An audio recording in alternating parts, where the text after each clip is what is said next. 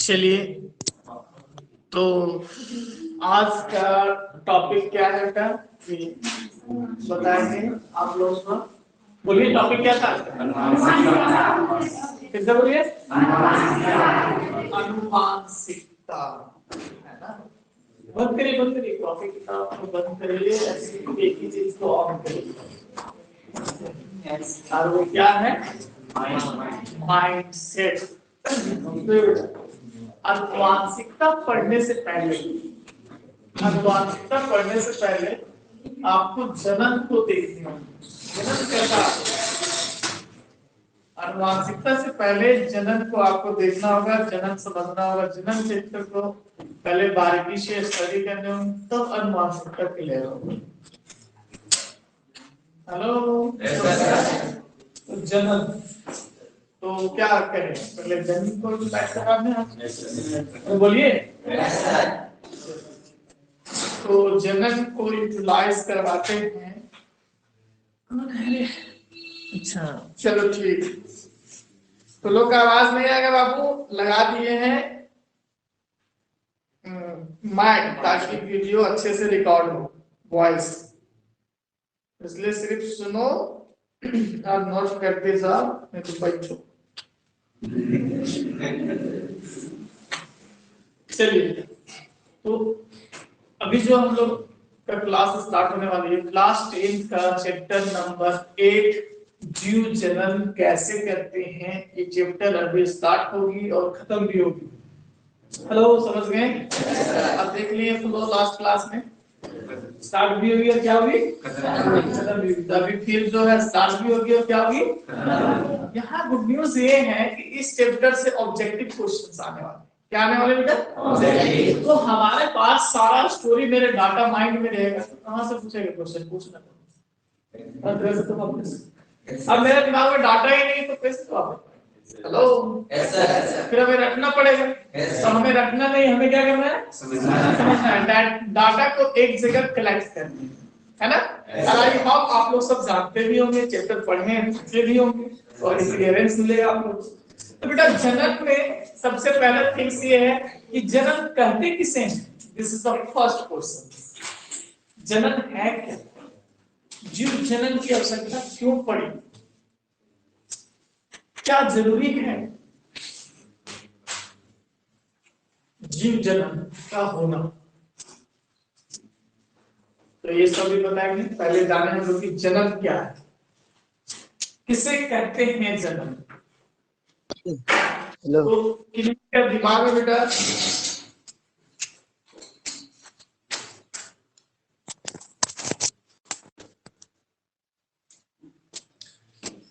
आशीष बेटा आपके वॉइस नहीं आएंगे, कुछ बोल रहा है क्या? No sir. हाँ, तो शांति से क्लास अटेम्प्ट करिए। बाकी ग्रुप में छोड़ दो, सब ग्रुप में छोड़ दो। कुछ समय को बोल दो कि सब ग्रुप में छोड़ दे कि क्लास स्टार्ट हो चुका है ऑनलाइन।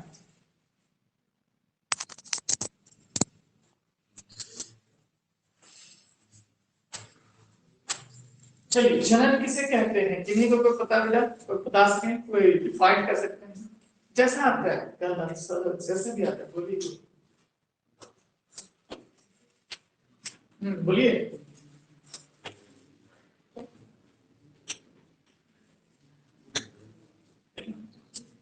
बोलिए। कोई नहीं। अच्छा, अरे ट्राई करिए, बोलिए।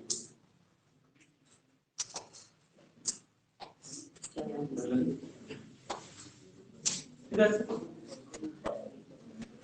अरे बोलिए, बोलो बोलो।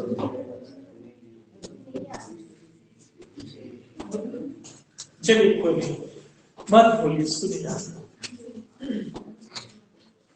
जनन किससे कहते हैं?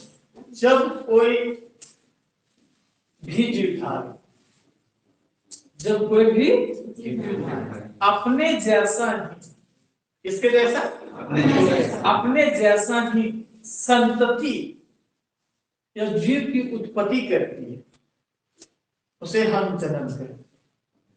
हेलो, समझ में आया? जैसे सिंपल है कि कबूतर कबूतर कबूतरी को ही लाएगा, गुड़क थोड़ी लाएगा। समझ में आ रहा है ना? कोई भी जीवधारी अपने जैसा जीव की उत्पत्ति करता है, सेम अपनी तरह, उसी को हम लोग क्या कहते हैं? जन्म कहते हैं। समझे? इसको और स्टैंडर्ड लेवल में बोल सकते हैं, ऐसे बोल सकते हैं कि जन्म क्या है? तो जब एक नर युग्म, क्या बोलते हैं, और मादा युग्म संलयन करती है, और संलयन करके एक नया व्यष्टि या संतति का उत्पत्ति करती है, उसे जन्म कहते हैं। स्टैंडर्ड डेफिनेशन ऑफ जन्म, समझे? नर मतलब क्या होता है? नर मतलब होता है पुरुष, और मादा मतलब क्या होता है? स्त्री। समझ गए? तो क्या होता है कि क्या बोलेंगे जन्म किसे कहते हैं? तो बोलेंगे जब नर युग्म, क्या बोलेंगे बेटा, और मादा युग्मक संलयन करता है, और संलयन करके एक नया व्यष्टि का निर्माण करता है, उसे हम लोग जन्म कहते हैं। एक डेफिनेशन खत्म हो गया। या फिर आप सिंपल बोल सकते हैं कि जब कोई भी जीवधारी अपने जैसा, क्या बोल सकते हैं बेटा, अपने जैसा ही संतति की उत्पत्ति करती है, समझे? तो उसे हम लोग जन्म कहते हैं।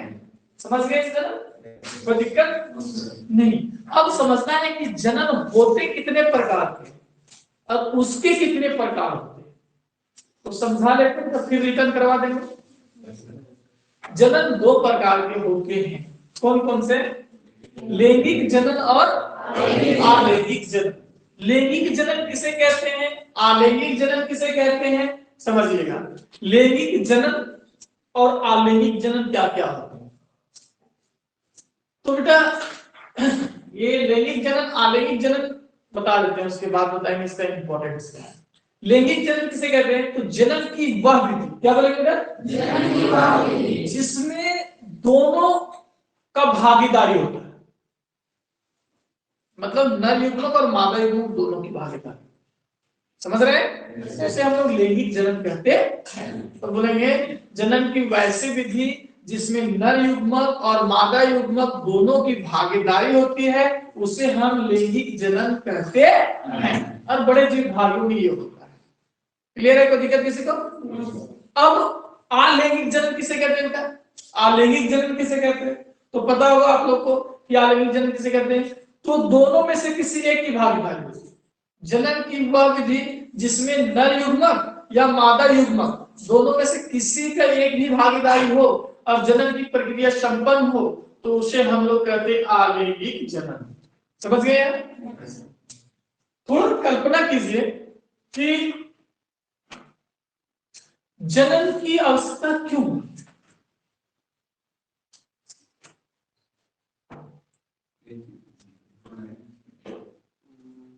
सुनते हैं सबका कहना है कि बच्चे कल का भविष्य हैं। बच्चे कल का क्या है? भविष्य है। तो जनन की आवश्यकता क्यों पड़ी?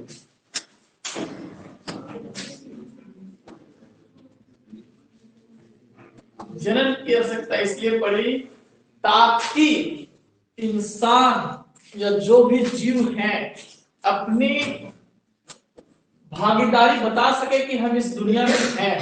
प्रजाति, जैसे मनुष्य के प्रजाति 100 साल में 3 पीढ़ी चल जाता है, नहीं 2 पीढ़ी क्रॉस होता है। हेलो, तो ये क्या है? गॉड गिफ्टेड, समझिए, गॉड गिफ्टेड दे दिया, गॉड ने दिया कि हम 2 को भेज दिए, ए और बी को। अब ये भी जो है इसको समझा दिए कि आप जनसंख्या में वृद्धि कर सकते हैं, इससे जनसंख्या वृद्धि हो। हेलो, समझेंगे ना? ये प्रोसेस देके गया। अभी ऐसा क्यों देके गया, क्यों किया? तो इसलिए किया ताकि जनसंख्या पूरी तरह से क्या हो सके, हमारे यहाँ बनाए रह सके, समष्टि में, ये हमारे समाज में बना हुआ रह सके, जनसंख्या पूरी एक जैसा सम्मिलित हो सके। जैसे अभी देखिए पीढ़ी दर पीढ़ी बदल रहा है, नहीं बदल रहा है? हेलो, बदल रहा है ना? तो इसीलिए इसको ये किया गया, ऑर्गेनाइज किया गया, मतलब जनन को, मतलब कि जनन सिस्टम लागू हुआ और हर लगभग जिस जीव में जनन की प्रक्रिया होती है वो हमारे अस्तित्व में पाए जाते हैं, मतलब लाखों करोड़ों साल से पाए जाते हैं। देखो अगर पीछे चल जाओगे 1990 में तो थोड़ा स्टाइल अलग था, पहनावा था, रहन सहन अलग थे, नहीं अभी आ जाओ थोड़ा बदले, फिर आने वाला टाइम में हम लोग को लोग कहेगा पागल। जैसे अभी आपको कहेंगे गिरिडीह जाओ पैदल, तो क्या बोलिएगा, पागल है क्या सर, गिरिडीह जाएंगे पैदल? लेकिन एक जमाना था लोग पैदल जाते थे, ऐसे ना। अभी मुंबई जाने में कितना टाइम लगता है? बाय ट्रेन जाते हैं तो 36 घंटा लगता है ना? नहीं लगता है? लगता है ना? बाय प्लेन जाते हैं तो कम लगता है। आने वाला टाइम में आने वाला जनरेशन 2050 का जनरेशन क्या लगता है, पागल क्या, इतना टाइम लगता है? 20 मिनट में मुंबई पहुंचे। कितना मिनट में? 20 मिनट में। ऐसा टाइम यूटिलाइज होने वाला है आने वाला टाइम, पर कभी कल्पना नहीं कर सकते। कभी यूट्यूब चलाते हैं तो क्लिक करिए, सर्च मारिए कि 2022 2050 तक 60 तक कैसी होगी हमारी दुनिया। देखिएगा तो दिखेगा वीडियो आपको कि क्या दिखेगा, एकदम डिजिटली दिखेगा। अभी लंदन पहुंचेगा तो लंदन का हुलिया है।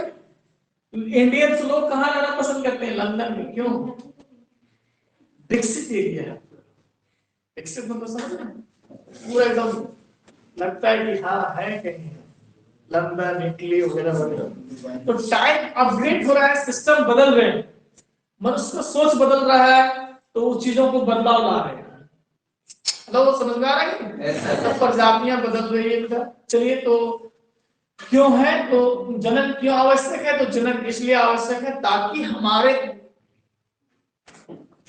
अस्तित्व बने रहे। हमारे अस्तित्व क्या रहे बेटा?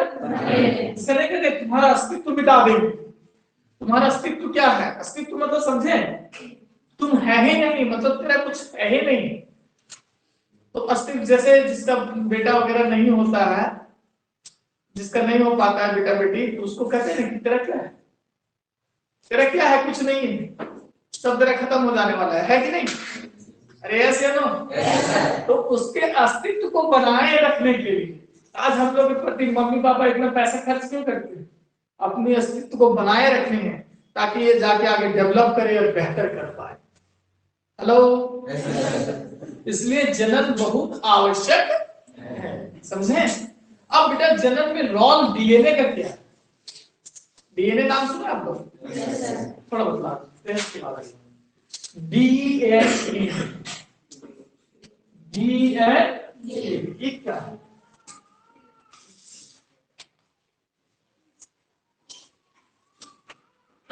इसका फुल फॉर्म कौन जानते हैं? बोलिए। डीऑक्सिन्यूक्लिक एसिड, दैट मींस अम्ल, है ना? तो ये क्या है, कहां पाए जाते हैं, थोड़ा डिटेल्स करें। हमारे शरीर जो है वो कोशिकाओं से बने हुए हैं, आप लोगों को पता है? अरे है या नहीं है? तो हमारे शरीर कैसे बने हैं, थोड़ा फॉर्मेशन डिफाइन कर रहे हैं, ध्यान से समझिएगा बेटा। हमारे जो कोशिका बनता है वो प्रोटीन से बनता है, क्लास 9 में पढ़ेंगे। किससे बनता है? प्रोटीन से। किससे बनता है? प्रोटीन से। और प्रोटीन से बनता है कोशिका, और कोशिका जो एक जैसा कोशिकाएं कार्य करती है उसको कहते हैं ऊतक। हेलो, समझ रहे हैं? और जो एक जैसा ऊतक कार्य करता है उससे तैयार होता है एक यंग, और अंग तैयार होने से फिर बॉडी तैयार होती है, और बॉडी तैयार हो गया तो इंसान तैयार। हेलो, समझ में आया? तो बेटा इसलिए कहते हैं कि जो जीव होते हैं दो तरह के होते हैं, एक कोशिकीय और बहुकोशिकीय। हेलो, क्या क्या? जिसमें बहुत सारा कोशिका पाया जाता है उसको एक कोशिकीय बोलते हैं। अच्छा, उसे बहुकोशिकीय बोलते हैं। और जिसमें एक कोशिका पाया जाता है उसे क्या? एक कोशिकीय। पता है ये सब? क्लियर हो गया अभी? चलिए आगे अब समझिए।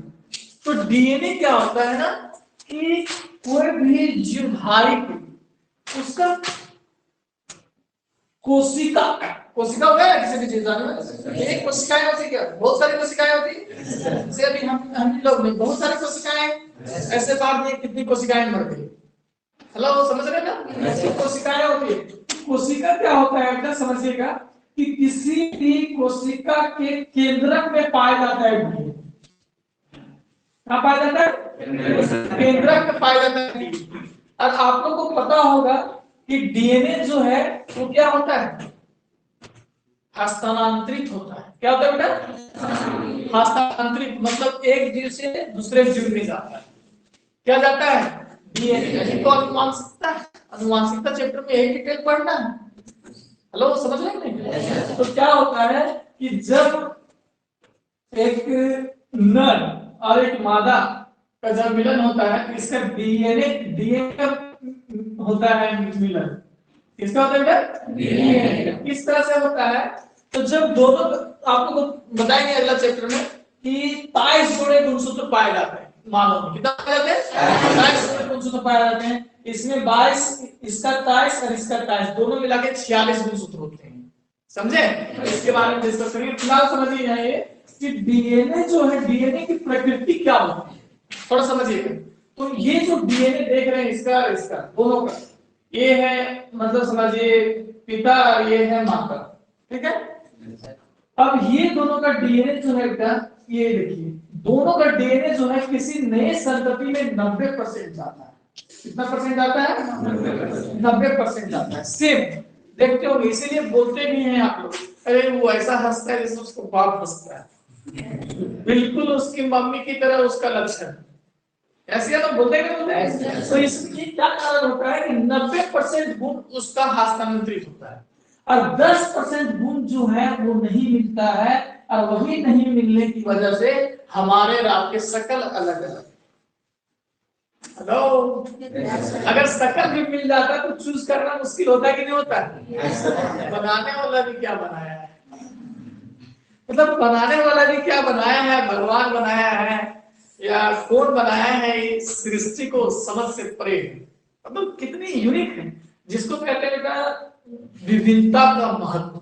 क्या बोलते हैं, क्या बोलते हैं, विभिन्नता का महत्व क्या है हमारे, बहुत ज्यादा है। विभिन्नता का महत्व यही है कि 90% जो क्वालिटी है पूरा डाला है, सेम नाक वैसे ही, सब कुछ वैसे ही, हाथ पैर सब होगा, बट 10% चेंज कर दिया मतलब फेस का साइज, फेस का टेक्निक्स क्या कर दिया, बदल दिया। और उसी को कहते हैं विविधता का महत्व। तो हमारे यहाँ तो विविधता का बहुत ज्यादा महत्व है, पता चलता है ये वो है ऐसे नो। तो एक माँ बाप का जो बेटा होता है या बेटियां होती है उसमें 90% सेम गुण पाए जाते हैं और 10% वही गुण पाए जाते हैं, मतलब बदलाव होते हैं। अब बदलाव कितने तरह के होते हैं ये हम अनुवांशिकता में चर्चा करेंगे। यहाँ सिर्फ इतना ही चर्चा था, दिमाग में आएगा विविधता का क्या महत्व है, डीएनए का फॉर्मेशन कैसे होता है समझते हैं। आप रहेगा कितना सही रहता है बेटा, और अलग कितना होता है, और ये होना जरूरी है कि नहीं होता तो रोबोट की तरह सेम दिखते सब, नहीं सब सेम दिखते, पता ही नहीं चलता कौन माँ से कौन क्या है। नहीं तो कितनी बड़ी स्ट्रक्चर है, कितनी डिफरेंट हमारी स्ट्रक्चर है, उसको सोचिए। हेलो सोच पा रहे हैं, हाँ सोचिए। तो अब अगर बोला जाए कि हमारे प्रकृति में डीएनए का क्या महत्व है, अगर आपसे कहा जाए कोई पूछे कि डीएनए का क्या महत्व है हमारे प्रकृति में, बताना हमारे लिए प्रकृति में क्या डीएनए को, तो हीरो तो यही, इसका महत्व कैसे नहीं। अगर ये एक जीव से दूसरे जीव में नहीं जाता तो संतति उत्पत्ति होती क्या, अरे ये अपना काम नहीं करता था, डिफरेंट कैसे करता, दूध कैसे जाता। हेलो, तो इसको इसीलिए कहते हैं डीएनए का बनना प्रकृति का मूल घटना है।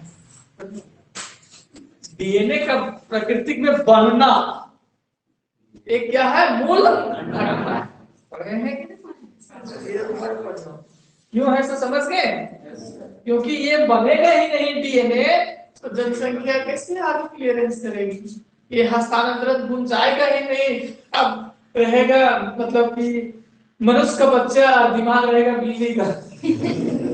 हेलो, तो फिर वो चलेगा क्या, नहीं चलेगा।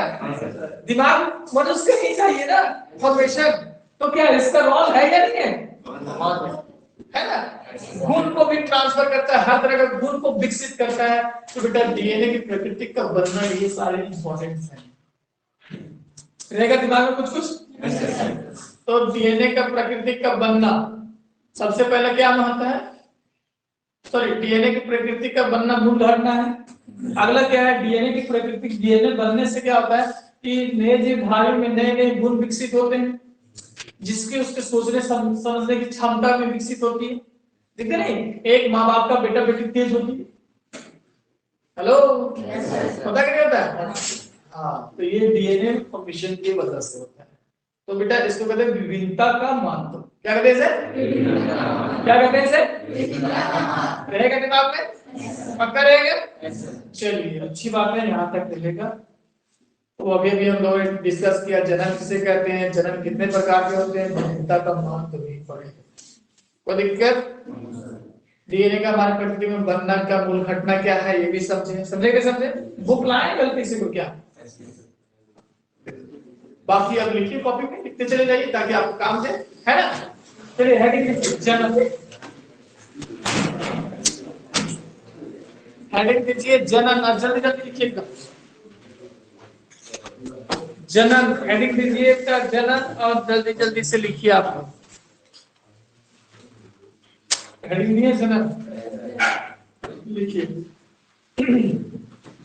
जनन लिख करके नीचे स्टार्ट डालिए, जनन लिख करके डालिए, लिखिए। जब एक नर युग्मक, जब एक नर युग्मक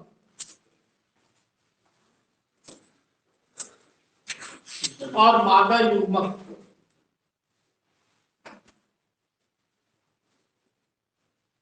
जब एक नर युग्मक और मादा युग्मक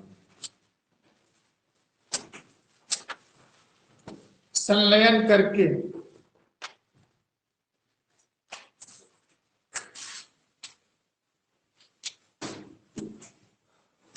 एक नए व्यष्टि का निर्माण करता है।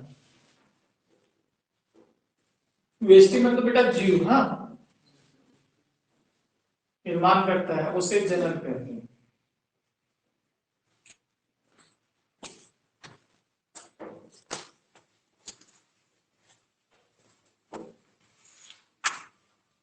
उसे जनन कहते हैं। हो गया? अथवा फिर से जनन लिख करके डाल दीजिएगा।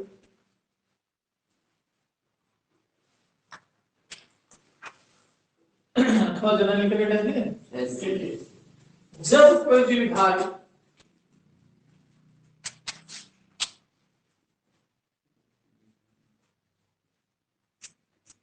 अपने जैसा जीव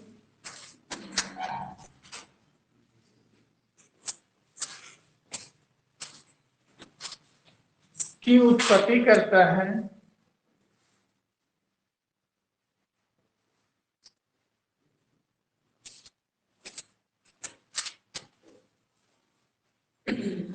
तो उसे हम जनन कहते हैं।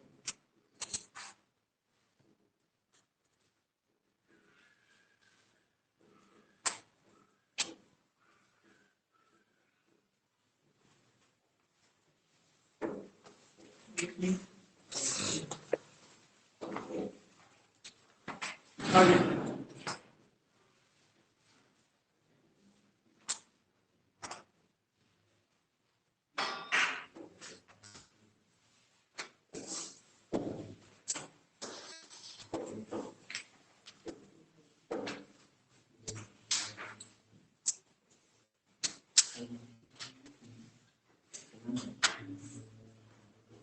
डीएनए प्रकृति का प्रजनन में,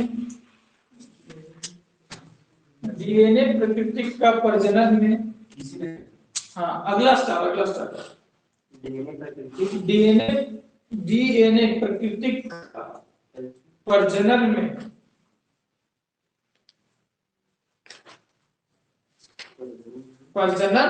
है निम्नलिखित महत्व।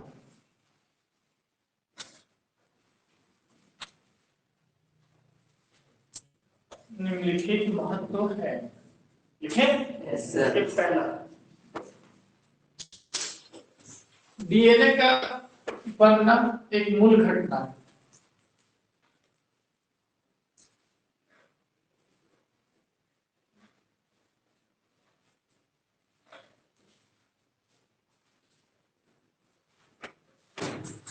हो गया? ये मूल घटना लिखेंगे। अगला लिखिए। अगला लिखेंगे। डीएनए कोशिका के केंद्रक में पाया जाता है। डीएनए कोशिका के केंद्रक में पाया जाता है। डीएनए कोशिका के केंद्रक में पाया जाता है।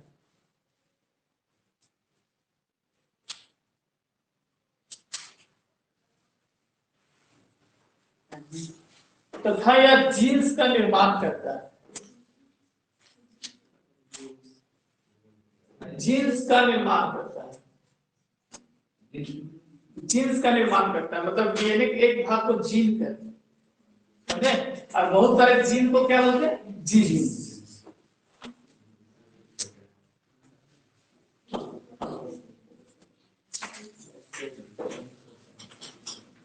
अगला डीएनए नए जीवों में नए गुण को विकसित करते हैं।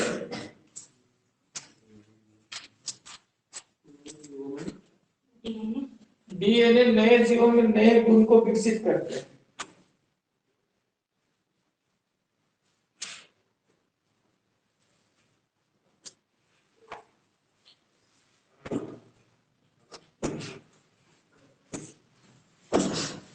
हो गया? Yes sir. किसी भी जीवधारी में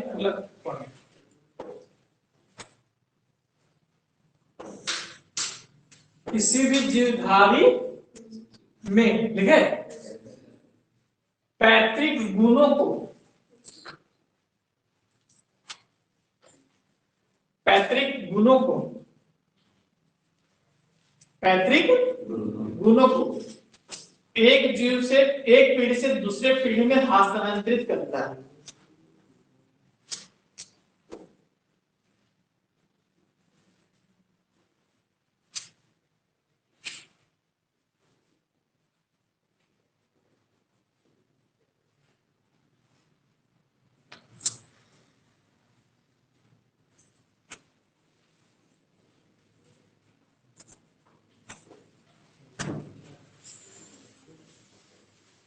क्या कर सकते हैं?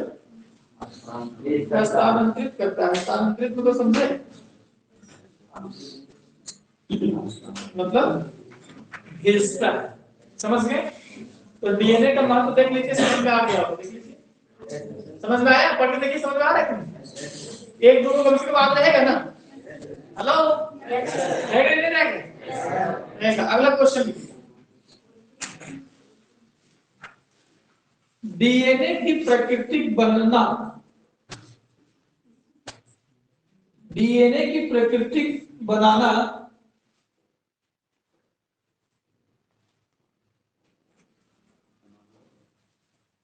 ठीक है? Yes sir. डीएनए की प्रकृति का बनना जनन के लिए आवश्यक क्यों है?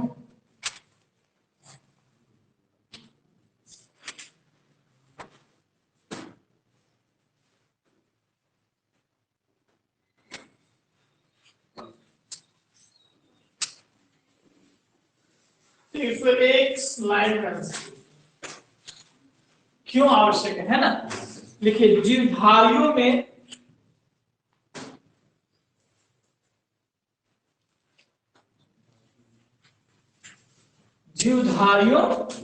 अनेक प्रकार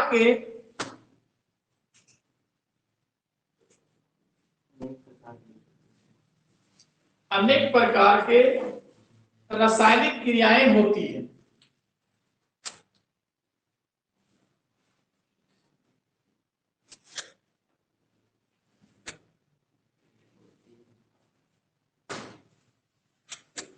जो अत्यंत विश्वसनीय होता है।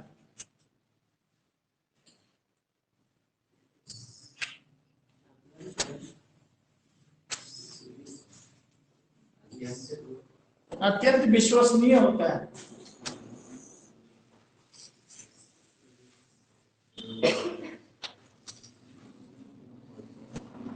इसलिए डीएनए का बनना अति आवश्यक है।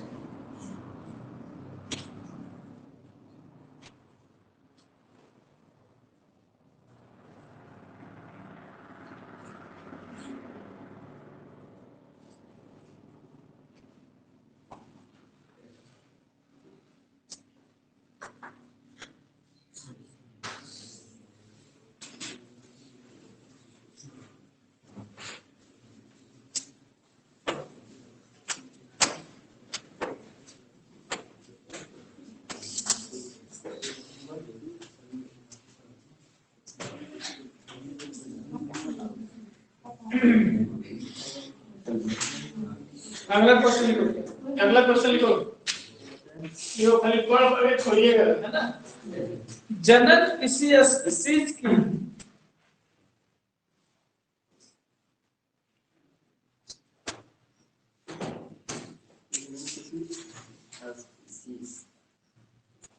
जनन किसी स्पीसीज की, ठीक है, समष्टि के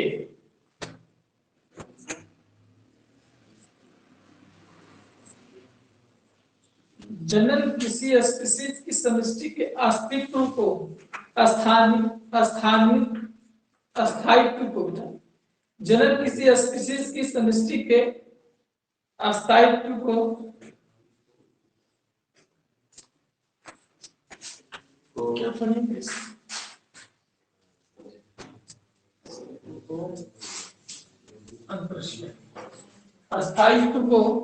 अस्थायित्व में किस प्रकार सहायक है, में लिखे। जनन किसी स्पीसीज की समष्टि के अस्तित्व में किस प्रकार सहायक है।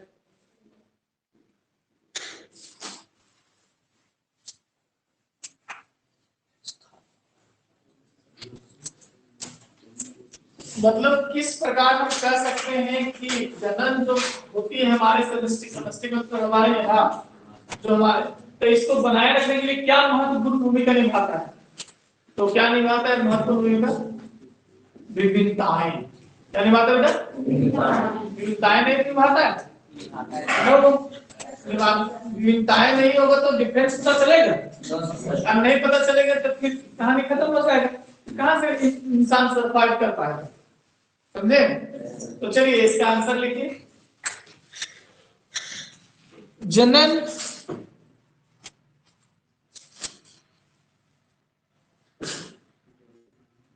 जनन स्पीसीज की समष्टि के अस्तित्व में किस प्रकार सहायक है। तो हम लोग जानते हैं कि ऐसे करो, हम लोग जानते हैं कि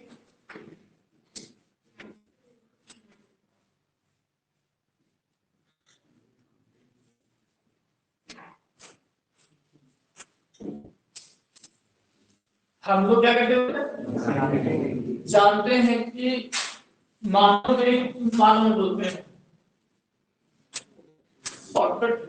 हम लोग जानते हैं कि मनुष्य में डीएनए की महत्वपूर्ण भूमिका होती है। डीएनए की महत्वपूर्ण भूमिका होती है। डीएनए की क्या होती है, महत्वपूर्ण भूमिका होती है।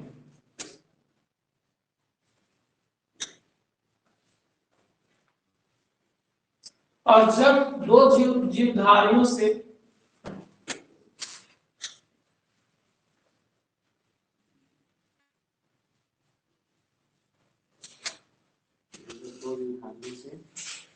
किसी नए जीव में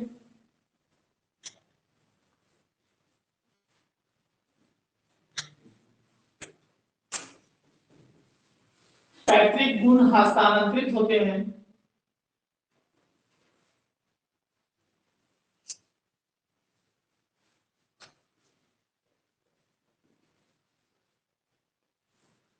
पैतृक गुण क्या होता है, हस्तांतरित होते हैं, तो 90% सेम होता है,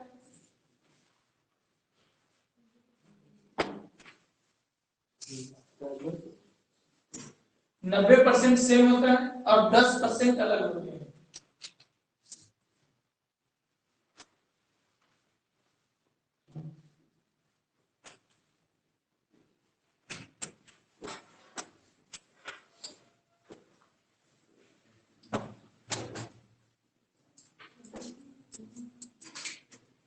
इसी वजह से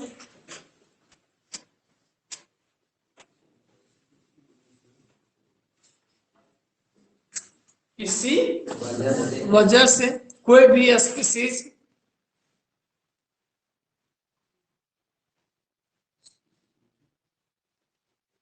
हमारे समष्टि में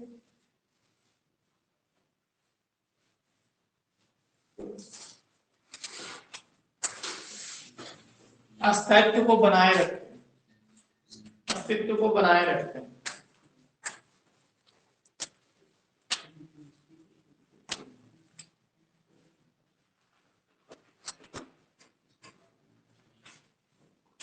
चलिए, तो ये था केवल डीएनए से रिलेटेड कुछ, थोड़ा सा घबराइए नहीं, कुछ भी टफ चीजें नहीं लिखी है, बस वही जो अभी विभिन्नताएं के बारे में समझा है ना, हेलो, वही सारे पॉइंट कॉपी किए, समझ गए? तो क्या विभिन्नता का होना सही है या गलत है? सही है ना? नहीं है सही? सही है, समझे? यहाँ पर मुस्लिम से है क्या? तो मुस्लिम स्टूडेंट है क्या? कौन है? आप है ना? देखिए, मुस्लिमों में क्या होता है एक गड़बड़ी कि अपने कजन में शादी नहीं होना चाहिए। कजन में होता है शादी, अरे होता है ना अगल बगल में, लेकिन अभी जितने पढ़ रहे हैं, पढ़ लिख रहे हैं, वो नहीं करते शादी, दूर से ही लाते हैं। हेलो, समझ रहा है? तो उससे क्या होता है, मान लो जो मेरी मम्मी का डीएनए है, जो मेरा पापा का डीएनए है, वही डीएनए अगर हम में भी आ जाता है और फिर उसी के बच्चे में वही डीएनए आता है, तो बदलाव आया कि ज्यादा? हेलो, और वही जब उसका शादी इधर से हो रहा है, उधर से हो रहा है, कहीं से भी हो रहा है, तो अलग अलग डीएनए होगा। हेलो, तो जो अलग अलग डीएनए मिलेगा तो नया डीएनए बनेगा, वो जबरदस्त होगा ना। हेलो, समझ रहे हैं? समझ रहे हैं? हाँ, इसीलिए गलती से भी नहीं अगल बगल में शादी करना, डिस्टेंस से करिए।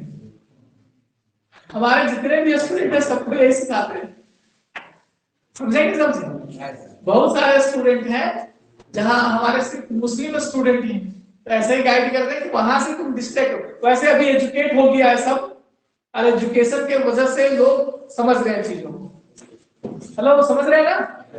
तो चलिए, तो ये सब सुधार हो जाएगा। चलिए, अब आगे बढ़िएगा। आगे क्या ध्यान है,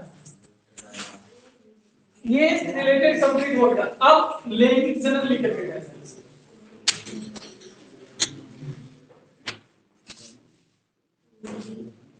लिख करके डाल दिए। लैंगिक जनन लिख करके डाल दिए। लिखिए, जनन की बात की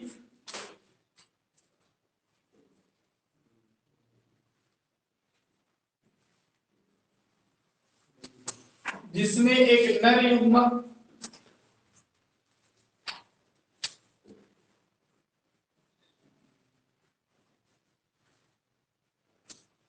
और एक मादा युग्मक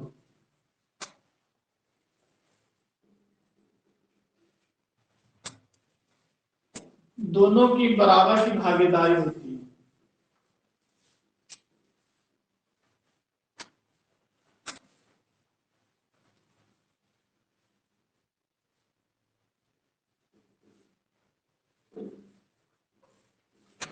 इस वैसे जनन की विधि को लैंगिक जनन कहते हैं।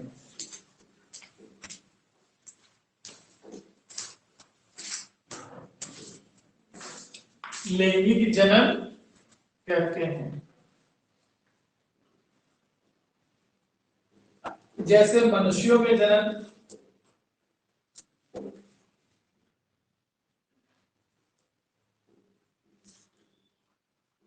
और किसी बड़े जीवधारियों में जनन।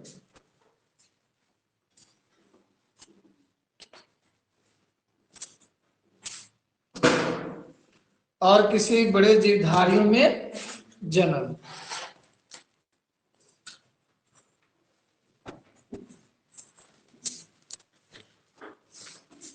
और किसी कहा बेटा? बड़े जीवधारियों में जन्म। लिखा गया? आगे लिखिए।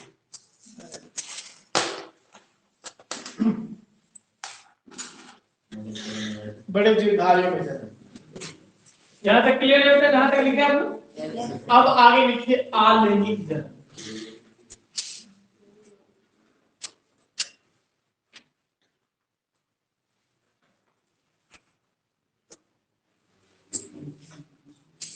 किसे कहते थे अलैंगिक जनन? तो बताया तो पहले से।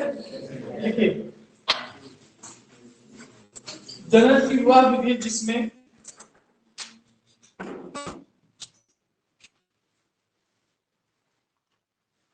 जनन की वह विधि जिसमें एक नर या मादा दोनों में से किसी एक की भागीदारी होती है।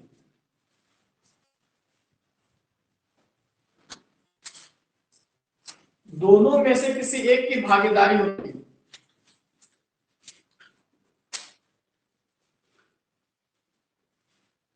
तो उसे हम अलैंगिक जनन कहते हैं।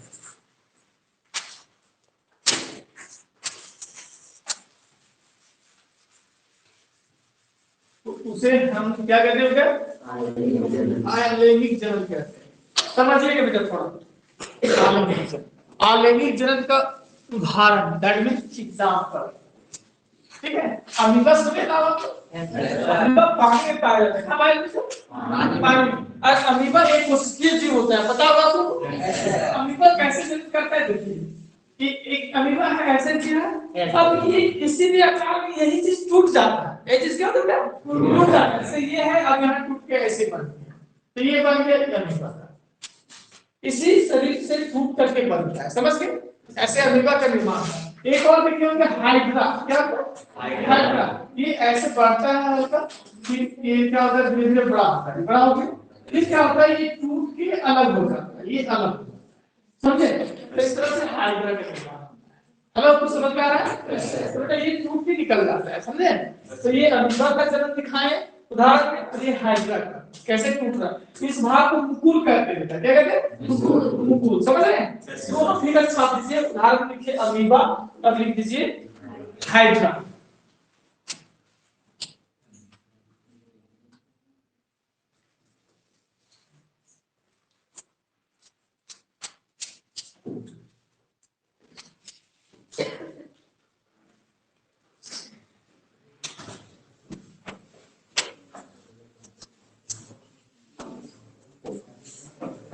लिखे बेटा?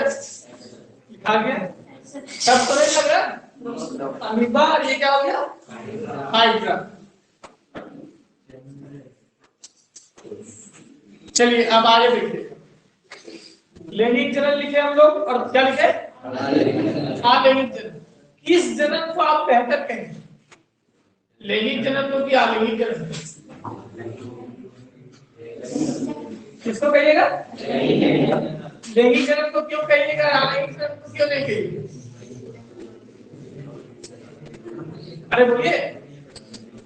क्योंकि सर लैंगिक जनन जो होता है ना, उसमें नया जीव आता है, उसमें नए नए गुण जाता है। हेलो। और अलैंगिक जनन क्या होता है? सेम नहीं रहता। फूल, पुष्प जो फूल रहता है, छाप पता कौन सा फूल कौन सा? हेलो। अरे सब एक ही जैसा नहीं लगता। एक पेड़ में जितना भी फूल रहता है वो कैसा लगता है सब देखने में?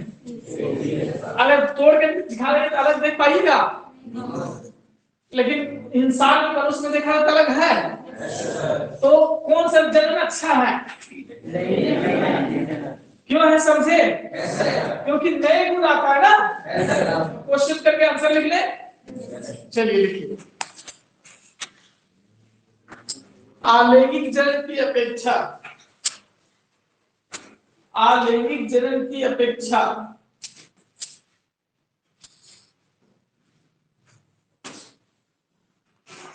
अलैंगिक जनन की अपेक्षा लैंगिक जनन के क्या लाभ हैं?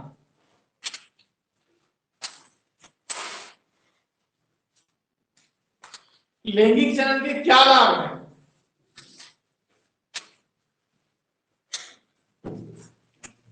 लैंगिक जनन के क्या लाभ? तो लिखिए बेटा। निम्नलिखित लाभ है।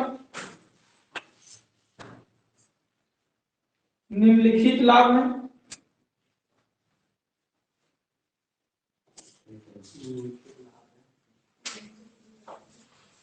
निम्नलिखित लाभ है पहला,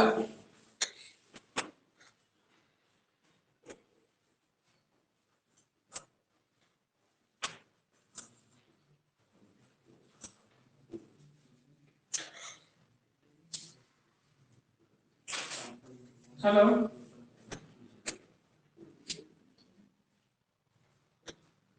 हम आ गए हैं, आप अनिल सर को फोन कर लीजिए। क्या लिखे थे? निम्नलिखित लाभ है। निम्नलिखित कोई दूसरा बुक है और है क्या? ये पट बुक लग रहा है, कोई बुक है और?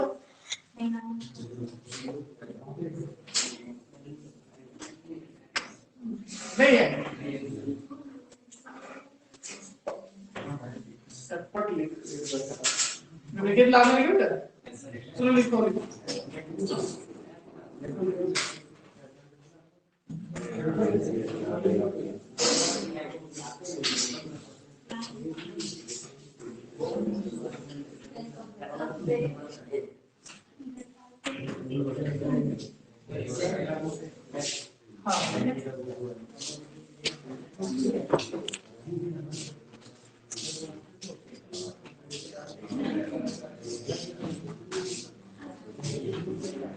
क्या लिखे पढ़िए तो।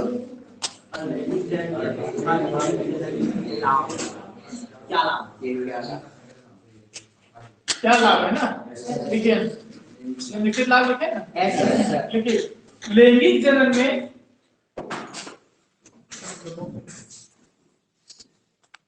लैंगिक जनन में नर तथा मादा दोनों की भागीदारी होती है।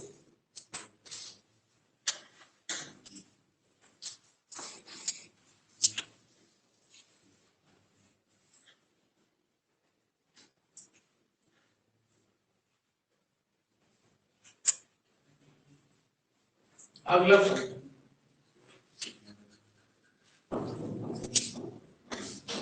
लैंगिक जनन में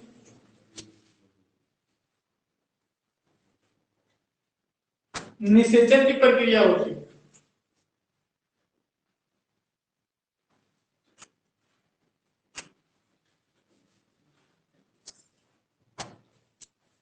तथा इसमें विभिन्नताएं उत्पन्न होती हैं।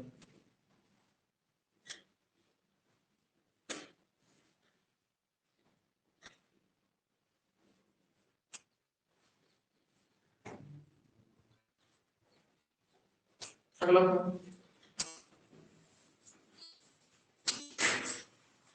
लैंगिक जनन से उत्पन्न जीव में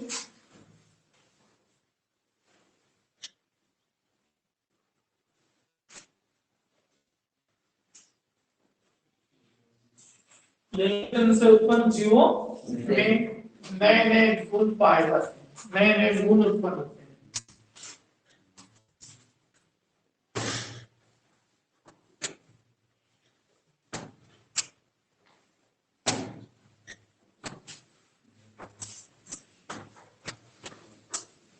चलिए हो गया, काफी है जो यहाँ तो सब ऑब्जेक्टिव रहेगा ना, बस दिमाग में टिकट डालना है ना। अब आगे आगे की सोचिए, अभी हम लोग स्टार्टअप करते हैं, ये है कि प्रकृति का बनना समझ गए हम लोग। अभी मतलब चैप्टर स्टार्ट हुआ, जनन किसे कहते हैं, लैंगिक जनन किसे कहते हैं, अलैंगिक जनन किसे कहते हैं, और हम लोग अभी पढ़े तुरंत अभी मतलब कि विभिन्नता का महत्व कंप्लीट हो गया था। अब लैंगिक जनन है और क्या पढ़ना बेटा? हेलो, क्या पढ़ना है? कौन कौन पढ़ना है? तो पहले हम लोग पढ़ते हैं अलैंगिक जनन। क्या पढ़ते हैं? हेडिंग बनाइए, अलैंगिक जनन बनाइए हेडिंग। अलैंगिक जनन के निम्नलिखित प्रकार होते हैं। अलैंगिक जनन के निम्नलिखित प्रकार होते हैं। कौन कौन से होते हैं आप लोगों को पता है क्या कि नहीं? करेंगे कुछ कुछ हेडिंग बनाइए, लिखिए अलैंगिक जनन के निम्नलिखित प्रकार होते हैं। हेडिंग बन गया, लिखिए पहला विखंडन,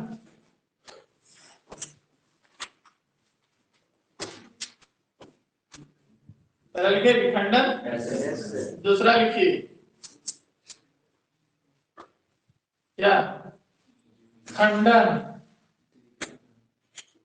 पहला विखंडन, दूसरा खंडन, तीसरा लिखिए पुनरुद्भवन या पुनर्जनन। पुनरुद्भवन को क्या बोलते बेटा, पुनर्जनन। हो गया। अगला लिखिए मुकुलन,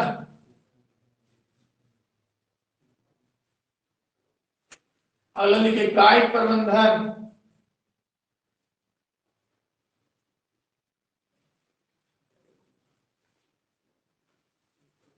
अगला लिखिए बीजाणु समासन,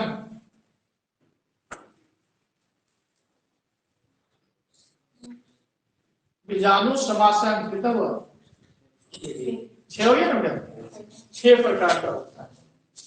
कितने प्रकार के होते हैं, आलैंगिक जनन कितने प्रकार के होते हैं, आलैंगिक जनन कितने होते हैं, बोलो फिर से, कौन कौन,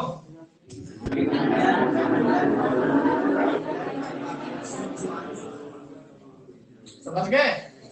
6 प्रकार के होते हैं, विखंडन, खंडन, कितना होता है,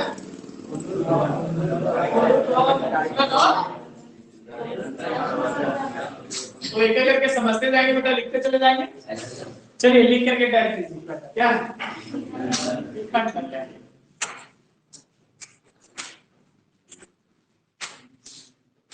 विखंडन लिख करके टाइप कीजिए, दे दिए, लिखिए विखंडन लिख करके। जब एक जीव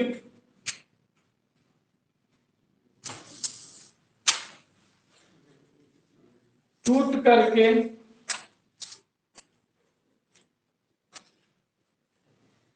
या खंडित होकर के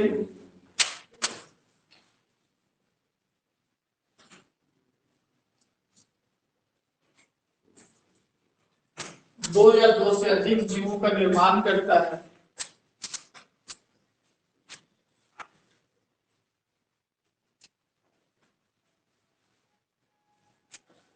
वैसे आलैंगिक जनन को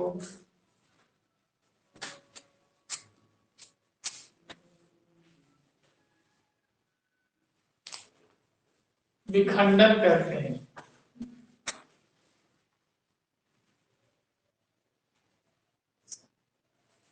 विखंडन कहते हैं। जैसे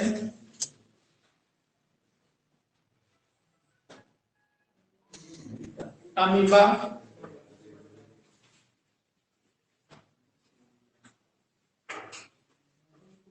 ठीक है, अमीबा, स्पाइरोगायरा,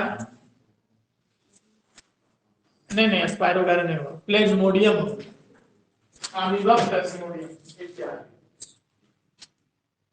प्लेज्मोडियम रोटी में जो पाए जाते हैं, अच्छा लिखा है, लिखे लिख लिए इतना। अब लिखिए विखंडन दो प्रकार के होते हैं, विखंडन दो प्रकार के होते हैं।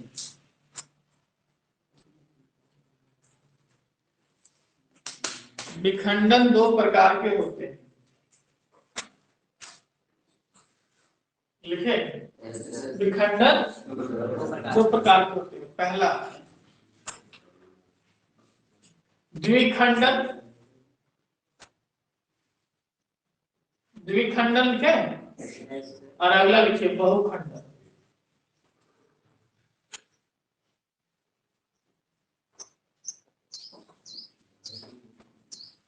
द्विखंडन और क्या लिखा, बहुखंडन। अब द्विखंडन लिख के क्या लिखिए,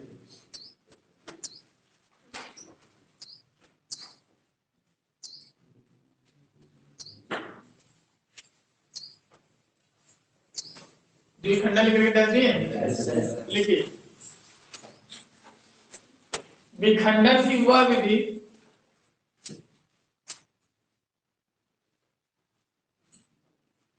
विखंडन की वह विधि जिसमें एक कोशिकीय जीव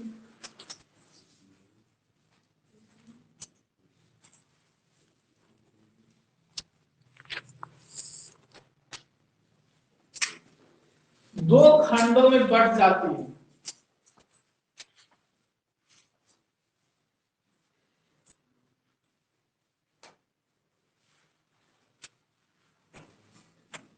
और नए जीव की उत्पत्ति करती है।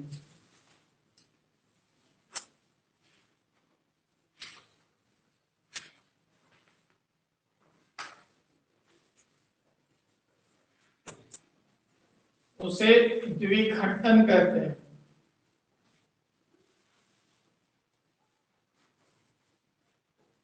क्या कहते हैं बेटा? जैसे अमीबा,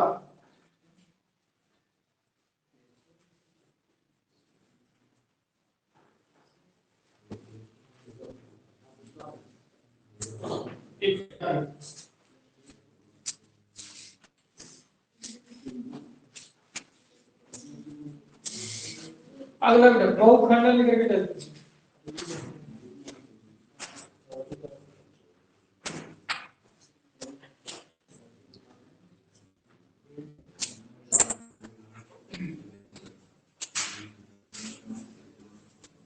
देखिए उसके लिए देखिए जब सरल संरचना वाला,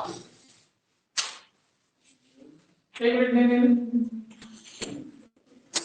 जब सरल संरचना लिखते हैं क्या लिखे जाते हैं बेटा? जब एक कोशिकीय जीव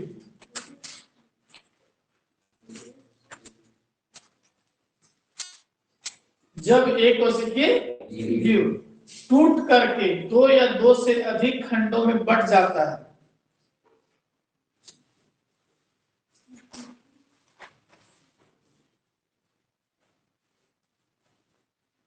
दो या दो से अधिक खंडों में क्या होता है? बट जाता है, और बहुत सारे जीवों का निर्माण करता है।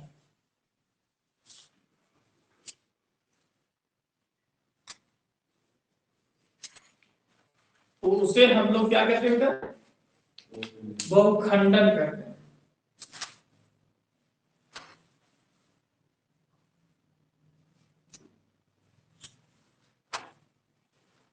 लिख लें बहुखंडन। इसका उदाहरण देखिए, प्लेज्मोडियम। देखिए बेटा ऐसे होता है, ठीक है? ये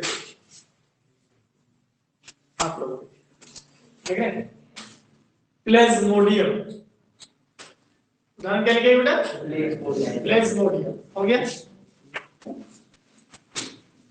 अगला लिखिए, आगे क्या है? खंडन किसे लिख करके डाल दीजिए।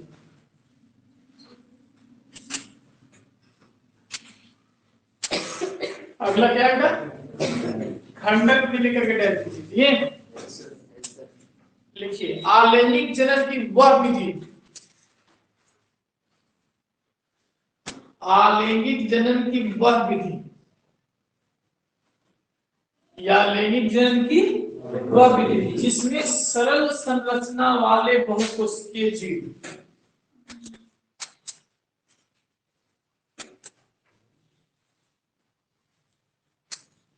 सरल संरचना वाले बहुकोशिकीय जीव दो या दो से अधिक खंडों में बंट करके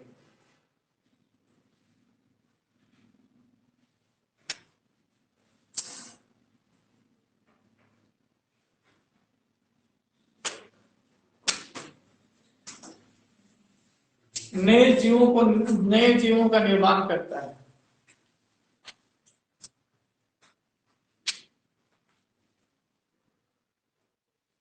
उसे हम लोग खंडन विधि कहते हैं।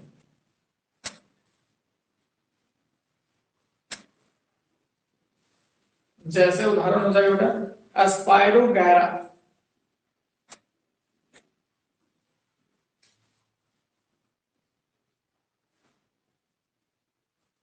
स्पाइरोगैरा।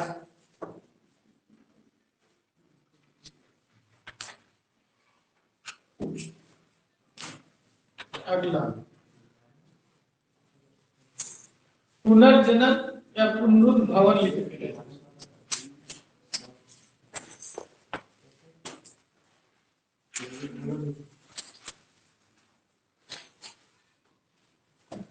पुनर्जनन या पुनरुद्भवन समझिए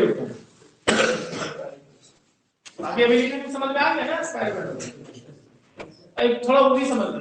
सरल संरचना बहुकोषीय जो लिखे क्या लिखे क्या लिखे बहुकोषीय जी किसे कहते हैं समझ रहे हैं ना जिसमें क्या बहुत सारे कोशिका है जब बहुखंडक और खंडक में अंतर समझे क्या अंतर है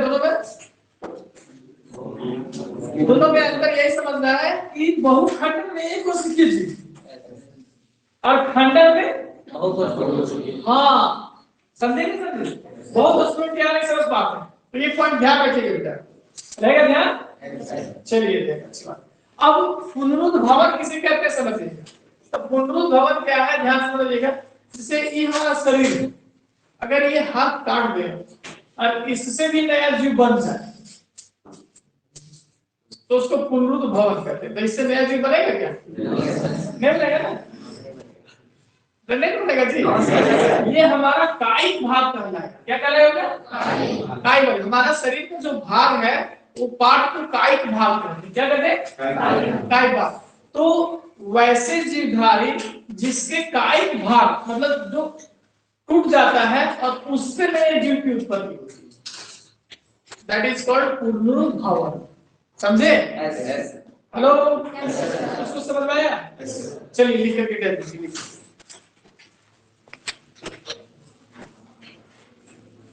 जनन की वह अलैंगिक जनन की वह विधि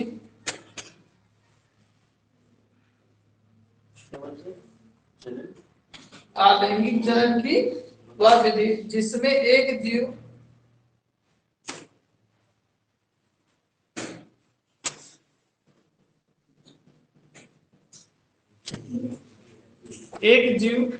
ठीक है बहुत भागों में बंट जाए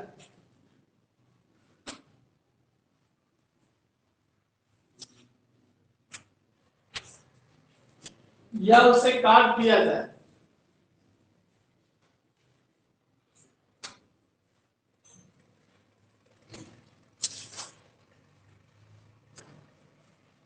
तो उससे हर भाग से एक नए जीव की उत्पत्ति होती है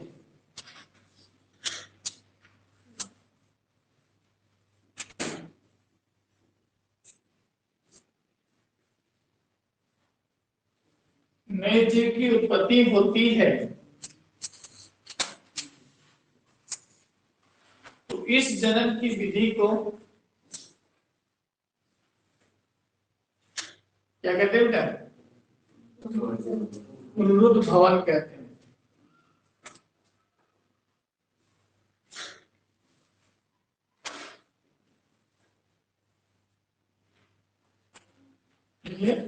इसका उदाहरण लिखिएगा प्लेनेरिया प्लेनेरिया देखिए इसका भी फिगर देखिए ये देखें हेलो देखें बटा हुआ है ना प्लेनेरिया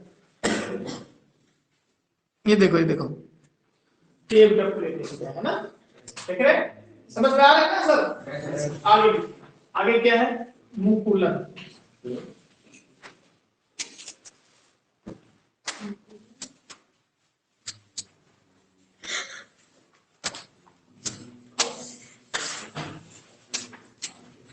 चलिए लिख करके डैश दिए बेटा क्या लिख करके डैश दिए मुकुलन लिख करके डैश दिए तो देखिए ये भी आसान है मुकुलन ये देख रहे हैं ये हाइड्रा क्या हाइड्रा अब ये हाइड्रा देखिए ये ऐसे रहता है हाइड्रा थोड़ा सा यहाँ बढ़ रहा है इसको बोलते हैं मुकुल क्या कहते हैं अभी जैसे ही बड़ा हुआ क्या अब इसे कट के अलग हो जाएगा समझे तो इसी को कहते हैं मुकुल समझे तो लिखिए मुकुलन करेगा जनन की वह विधि जिसमें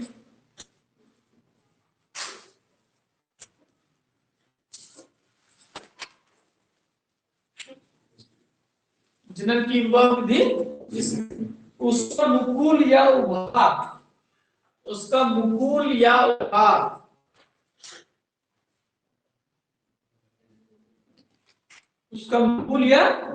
उभार के वृद्धि के कारण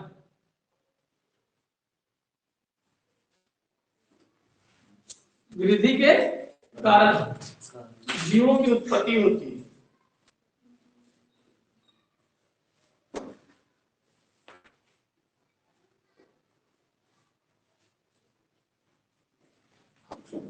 तो उससे क्या कहते हैं बेटा? मुकुलन कहते हैं। उस विधि को मुकुलन कहते हैं।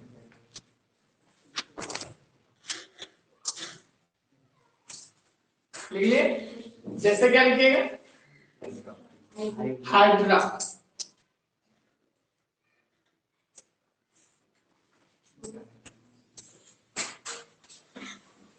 इत्यादि हाइड्रा हो गया। अगला स्टार, अगला क्या पूछा? कायिक प्रबंध। कायिक प्रबंध लिख के दे दीजिए।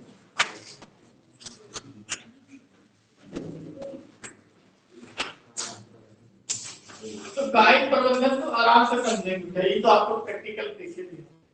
कायिक भाग किसको कहते हैं? अभी भी हम समझाए थे। किसको कहते हैं कायिक भाग? किसी भी जीव का उसका जो शरीर का भाग होता है उसी को कायिक भाग कहते हैं। जैसे अमरूद का पेड़, इसके हम कलमी पौधा आप लोग बोलते हैं कि उसका अमरूद का स्वाद बढ़िया है, उसका कलमी अगर लग जाए तो बिल्कुल जो गुण होगा कैसा होगा? सेम होगा ना। जैसा आम मीठा होगा वैसे आम होगा। तो किसी का जड़ से, किसी का तना से, किसी का फूल से, मतलब समझे कायिक भाग से। किसी भी जीव के कायिक भाग से नई जीव की उत्पत्ति होती है तो उसे क्या कहते हैं हम लोग? समझ गए? देखिए, जब किसी भी जीव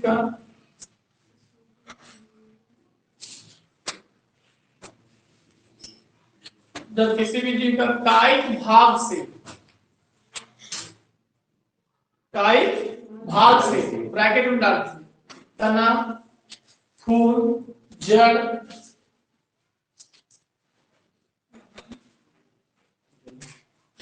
इत्यादि से नए जीवों की उत्पत्ति होती है। नए जीवों की उत्पत्ति होती है। नए जीवों की क्या होती है? वैसे जनन की विधि को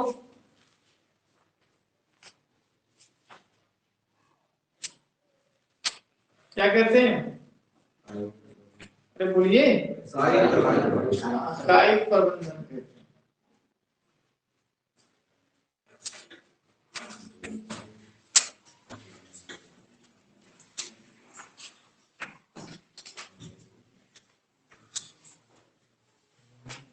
दिखाइए बेटा, क्या कहते हैं उसे? कायिक प्रबंधन कहते हैं। आगे क्वेश्चन लिखिए। कुछ पौधे को उगाने के लिए, क्वेश्चन नीचे, कुछ पौधों को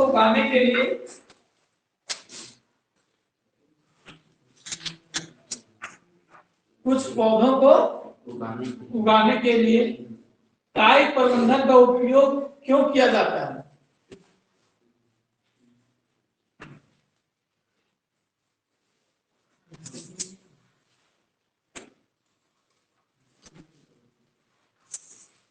क्यों किया जाता है?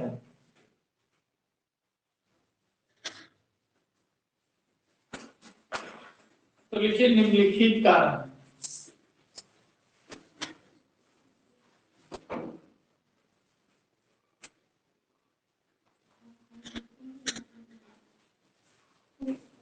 पहला, इसमें एक समान गुण हस्तांतरित होते हैं।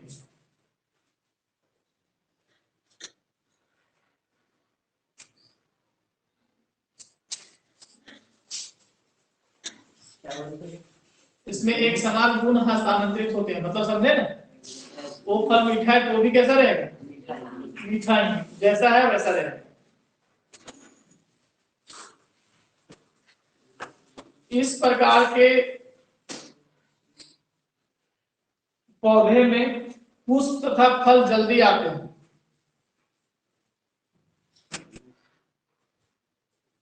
मेरे में कभी पौधा इतने बड़ा हो लेकिन आम फल जाता है। अरे पता है क्या पता है? फूल तथा पुष्प जल्दी आते हैं।